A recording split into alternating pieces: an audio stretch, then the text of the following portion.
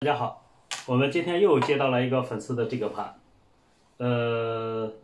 这两天也不知道老翻车了，这种盘翻车的几率比较大啊，我估计这个十有八九也要翻车。听的家电听的声音不对，我们去无尘间，操作台去看一下啊。好嘞，咱们去无尘间。好的，我们看一下这个盘给的。其实这个盘开盘的时候一定要注意啊，因为没有环境的时候，千万不要自己开，这个可不是开玩笑呢。因为这个盘本身都比较娇气，然后没有开盘经验的不要开这个盘，这个盘是非常非常的娇气的一个盘。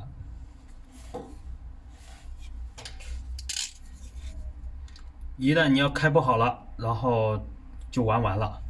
这个粉丝呢，就是因为他自己想用软件去扫描，结果呢，软件因为没扫描出来，把磁头也给挂了。我估计盘片也难保了，因为这种盘呢太差了，我们行业内的人都不敢去这样去扫描的。因为这种盘拿到手后，第一先听声音不对，立刻就开盘。但这个粉丝呢，他就想自己去把这个数据弄出来，还买了一些恢复软件，结果搞得把这个盘搞坏了。现在是敲盘，而且有磨盘声音，听的声音不是很对啊。我们待会儿看一下这个盘到底经历了什么。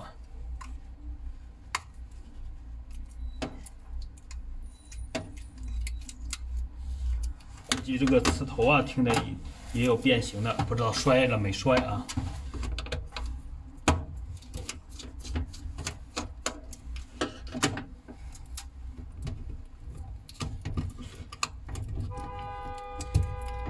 所以同行对这个盘都有点怵，何况咱们这个没有经验的啊。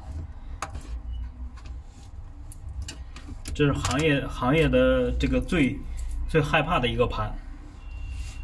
而且它起盘的时候一定要小心，因为它这个全都是封的是胶啊。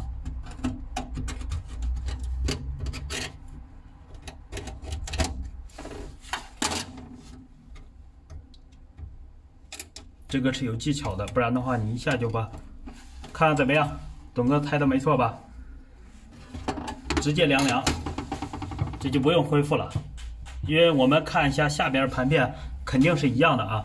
我们不信都打开下边面，下边面估计坏的更严重，因为它呀，然后拷文件非常缓慢，卡顿，然后就自己开始用软件扫描看有没有坏道，扫了一晚上，然后拷数据呢是几 KB 的，很慢，对吧？所以说这种啊，不能自己去搞，连我们就专业搞这个搞几十年了，对它都有点怵，何况你什么工具没有？我们看一下啊，看了吗？都透明了，底下那个一样的，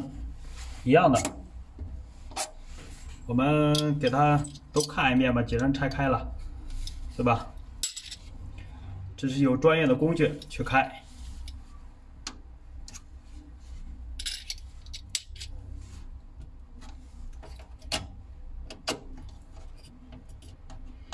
其实这盘片已经看了，也透明了啊，两边都透明了，那这个盘的就没有救了，这个又翻车了。好嘞，感谢大家观看，再见，拜拜。